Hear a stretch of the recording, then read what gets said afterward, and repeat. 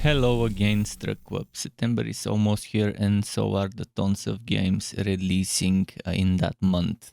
I've been looking through the games and yeah, there's a bunch of those worth keeping an eye out for. That's why I'll be making most likely 5 videos to showcase those games worth keeping on your radar during September. This video is for the high profile games. In that video I've included 15 games. I tried to shorten the number of games, but in the end 15 is I couldn't remove any one of those games because I believe all of them deserve as much attention as possible, because even some of those might not seem like high profile. For me they are. So buckle up, I hope you enjoyed this video and let's go. I will start this list with the game I'm most excited about. Unfortunately, I won't be able to play it on my machine because the minimum GPU required is 2060, 8 gigabytes, or was it 6 gigabytes? And yeah, I've got 1060, so I won't be able to play it, but I think it's worth starting with this game. Steelrising by the developers, the same team that made Greedfall 2, Spiders, same studio, and published by Nacon, coming out on the 8th of September 2022. I'm starting with this game from here on until the end. After this game, it will be in chronological order except at the very end, the last 2 games. So yeah, Steelrising is interesting. Paris, 1789, the French Revolution has been suppressed with bloodshed by Louis XVI and his merciless mechanical army. Aegis, a mysterious automaton masterpiece, must confront the king's army alone to save history in this challenging action RPG. And it definitely seems kind of like a Souls-like game, but hopefully it has enough difficulty settings for those who don't want hardcore double-fisted type of difficulty. It looks good. It looks good. It looks amazing. I like that mechanical automaton style, and I like how the main hero looks, and the whole machines versus machines rising up to beat the oppressors and so on. There's 2 editions, Standard and Bastille Edition, and there is a pre-order bonus. Regardless of which version you get, if you pre-order, you can participate in the beta, which is already started from the 25th of August, running until the 7th of September, which includes the first 2 levels, apparently, of the game. And the Bastille Edition includes some cosmetic stuff, a discussed chain weapon, which I'm not sure if it's a cosmetic only or not, and it includes the first big expansion planned for November 2022, which includes a new era, new characters, new enemy class, and a new boss, new weapons and its variants, and some cosmetic pack for a whole outfit for Aegis. The game, again, as I mentioned, looks nice, but minimum requirements: GeForce RTX 2060 6 gigabytes is the minimum. And the recommended is 2070 Super or 3060 Ti 8 gigabytes. So I'm not gonna even bother playing the game. I mean, I might try it, but it probably would result in a refund due to bad performance. But at least I like that they're upfront with that. They're not trying to artificially lower the minimum requirements and then you go with something that can support it and have a bad time. They're honest upfront, putting 2060 as the minimum GPU required. So at least big ups for that to Spiders and Nacon. Next up is a JoJo game. Yes, a JoJo game on PC. JoJo's Bizarre Adventure All-Star Battle R. Hirohiko Arahaki's masterpiece brought to life as a fighting game. Battle with 50 colorful characters wielding stands, hamon, and more. See how characters who could never meet in the story interact when they come to face. So it's a typical fighting game, but not really, because it's set in the JoJo's Bizarre Adventure world, and again, characters that would never meet because of different eras and stuff can fight it out. It looks nice. You won't be saving the world here, but you would be fighting. And if you're a fan of the franchise, definitely worth taking a look at that game because it really well captures the anime and manga distinct style with those thick lines and those dense shadows. But yeah, JoJo's Bizarre Adventure All-Star Battle are coming on the 2nd of September 2022 for various platforms. Next up, we've got another anime-inspired game, Made in Abyss Binary Star Falling into Darkness. Don't let the cutish chibi-ish style fool you. Made in Abyss is very grim and dark. I mean, the game is 17 plus as a suggested rating, so not something you would want to play with your kids if they are weak in terms of not being able to handle blood and gore and drama and tragedy and stuff like that. But experience the awesome power of the Curse of the Abyss, as well as the astonishing legendary entities known as primeval creatures. Prepare to glimpse the world of Riku and her friends. So you'll be playing through the anime story, experiencing the anime story. I haven't watched the anime because I don't like those enormously huge heads and tiny bodies. But I probably wouldn't mind playing the game because it looks fun as an action RPG, and I like the dark and gritty elements of it. The trailers are not showing us much to go on about, so I'm not really sure how good this would be, but I wouldn't mind giving the game a try when it's out. Coming on the 2nd of September 2022 by Chime Corporation and published by Spike Chunsoft. Next up, we have something for the Sheldons out there, for the people who like trains. Train Sim World 3. Conquer American mountains as you haul incredible tonnage with the workhorse of industry. Get the British capital's commuters to work in record time and race state to state abroad aboard German high-speed traction. Master the machine with Trains Sim World 3. Coming on the 6th of September 2022, developed by Dovetail Games. And keep in mind there are different bundles. You can either buy the deluxe edition that includes the training center, Cajun Pass, the German version of trains and stuff, London and Liverpool, or the standard that includes all of those except Liverpool, Lime Street to Crew. Or you can just get one of the 4 starter packs that include the training center plus US, training center plus German, training center plus UK, or training center plus Spirit of Steam, which is the Liverpool Lime Street to Crew. So yeah, if you don't want all of the things, you can start with starter pack, and the pre-order bonus is 4 days early access plus a bonus decal pack, I guess, for painting your trains and stuff. Overall, I'm not a train sim kind of guy, but if you are, that's probably the game for you. Next up, we have another game that obviously is rated for everyone. Disney Dreamlight Valley. So this is something you can give your kids regardless of their age. Disney's Dreamlight Valley is a world sim. Explore a world filled with the magic of Disney as you discover rich stories and build the perfect neighborhood alongside Disney and Pixar heroes and villains in this new live sim adventure game. Welcome to Disney Dreamlight Valley.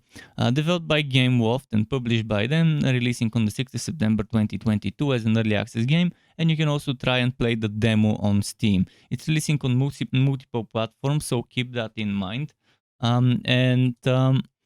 There are a bunch of trailers, a bunch of footage. Many people probably already have played the game. In general, yeah, it's something you can notice that kids, and in particular girls, would be the target audience of that. But that doesn't mean adults and teenagers won't be able to enjoy the game as well, and of any gender or whatever one wants to call it. So yeah, Disney Dreamlight Valley. Maybe it might be for you. It's definitely not my kind of game, but September 6, 2022 for this game. Next up, we've got an interesting part of World War I captured under a game. Isonzo is a World War I game focusing on the Italian front. Ferocious alpine warfare will test your tactical skills in this authentic World War I FPS. Battle among the scenic peaks, rugged valleys, and idyllic towns of northern Italy. The Great War on the Italian front is brought to life and elevated to unexpected heights. Developed by M2H Black Mew Games, releasing on the 13th of September 2022. Yeah, those people have made 2 other games focusing on World War One, so at least they're not giving us World War Two like everyone else. At least they're focusing on a war that's not covered as much in games and movies, and that's nice. So the other 2 titles by those are Tannenberg and Verdun, if you wanted to look into them. So yeah, it looks fun. I wouldn't mind playing it. In fact, I think I applied for a key for the game, so we'll see if I get to try the game myself. The next game on the list is Blind Fate Edo no Yami. It's a game I've tried the demo of, and it was very badly optimized. I didn't like the FPS, but in general, the game was fun-ish. Not for everyone as a side-scroller with 3D graphics, but it was okay-ish here and there. Maybe not my kind of game, but I still enjoyed testing the demo. It's described in the following way. Dive into a world that mixes sci-fi and ancient tradition. Slash through robots with a trusty katana. Use high-tech implants to navigate the surroundings, dodge enemy attacks, and land devastating finishers. Reclaim the past following the way of the Japanese samurai in the fantastic period of blah blah blah. So yeah, side-scrolling 3D with various actions, combos, moves, and so on. You have various types of vision to detect various things, such as sound, such as heat, and so on. Overall, not a bad game. I find it strange that it's rated 7+. I thought this game would be more like 15, 16+ or so. Releasing on the 15th of September, developed by Trogwu Bytes Games, published by 101 XP. So interesting cyberpunk game, hopefully you like it.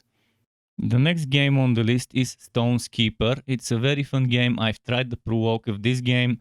It's a pretty nice way of making RPG meet strategy blending, and it has a pro-walk / demo, Stone's Keeper King Aurelius, which I played 2 months ago and showed you. So I strongly recommend checking Stone's Keeper King Aurelius if you plan on getting the game before getting the full game. Developed by SK Team, releasing on the 15th of September and published by Valkyrie Interactive. I can't wait to play the full game. Maybe I'll get to play it. We'll see. But I really like the variety when it comes to units and how you can build different units and how you can mix and match certain items. You can upgrade your floating castle keep that you move around the map where your base resides. You can upgrade certain buildings and so on, and buy and craft things. So obviously it's a fun game, and I do recommend it if you're looking for something in the genre. But again, test the pro-walk first. The next game on the list is SBK 22 or Superbike 22. So if you're into racing bikes, this would be the game for you. Racing bike sim. Saddle up your Superbike and show what you're made of while racing in the official 2022 World SBK. After 10 years, SBK returns with a title more immersive and engaging than ever. And if I'm not mistaken, the developers Milestone are the same company behind the MotoGP 22 game. So it's nice that they're turning their heads towards the SBK competition as well. Releasing on the 15th of September 2022. I don't think there's much to say. Superbikes simulator, fast, intense, heart-pumping racing. So if you're into that, keep an eye out on SBK 2022. Next up, we have another game I'm very excited about, but I won't be able to play because of my graphics card. Solstice. It's kind of a Souls-like game, action RPG. The minimum required graphics card is an NVIDIA 1070 8 GB. And you need 16 gigs of RAM as well. which I do have, but the video cards bring me down. But it's amazing. It looks very fun. It's just as fun, maybe even more fun than Steelrising based on the trailers. Explore a dark world brimming with hidden mysteries, master a diverse combat system, and inhabit the dual forces of two sisters in a coming-of-age dark fantasy story with fast-paced action, vicious enemies, and spectacular boss fights. Developed by Reply Game Studios, coming on the 20th of September, published by Modus Games. There is a demo you can download and try and play. There's a bunch of stuff on the website of the game, a bunch of videos and so on. Overall, you can see you're controlling one of the sisters that's alive, and the other sister is a ghost floating around you, assisting you with various attacks that she can do on prompt. So this looks like the game for those Dark Souls Elden Rings fans, but hopefully it has different difficulty settings, so it's not getting fisted by two hands at the same time. Difficulty, hopefully it has something easier.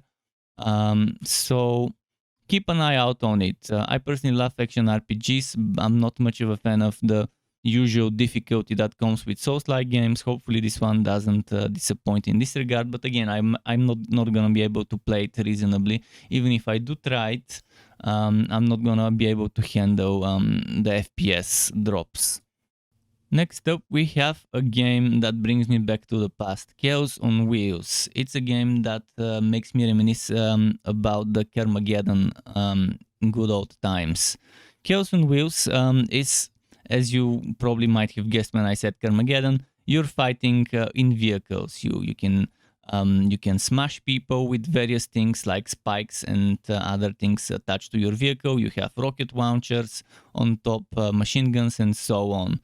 So yeah, PvP in a vehicle, kind of like a battle arena style. It's starting early access on the 23rd of September 2022, developed by Accordion, not Accordion, Accordion, and published by Accordion.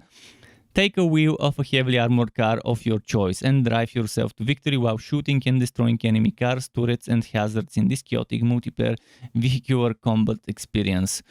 Choose a driver, customize your cars, upgrade your armor, buy new weapons, and so on.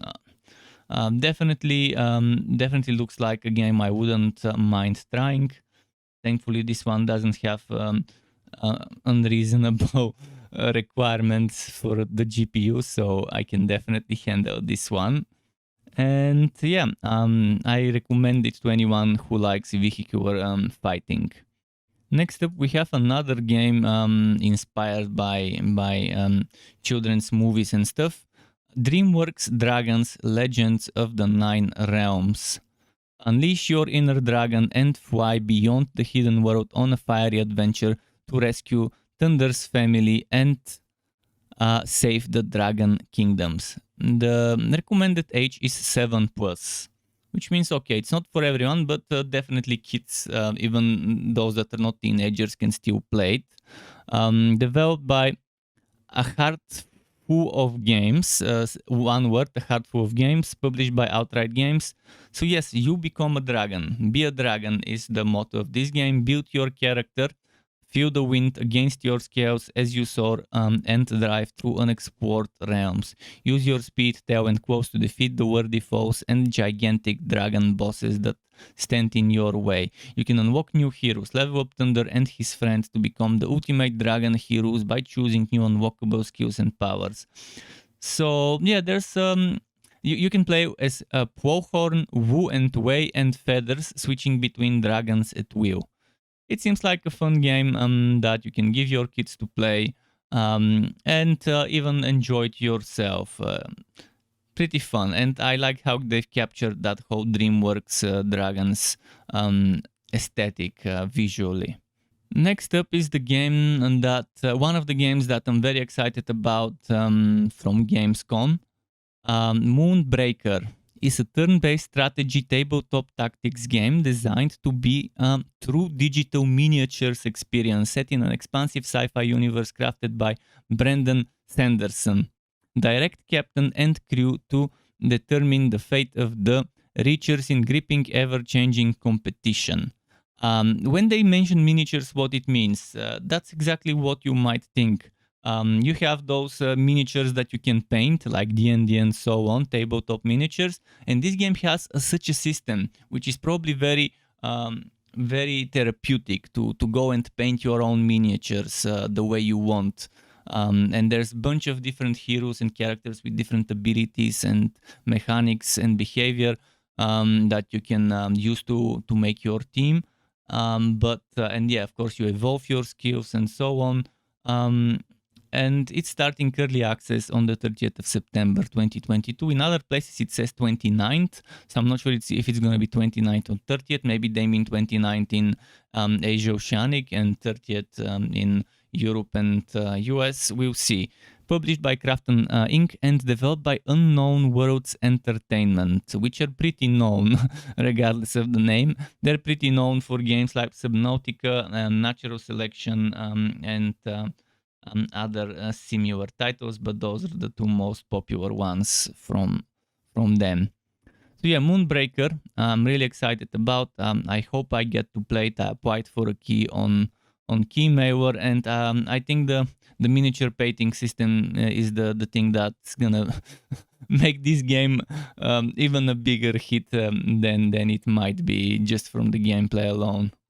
And as I mentioned, the last two games in this video would not follow the release date in chronological order. On the 1st of September 2022 comes Guazu 2, and as the game suggests, it has anything to do with goals, in particular the goals in soccer, or as we call it in Europe, football. A dynamic arcade football game with medium-sized fields, no fouls and offsides whistled.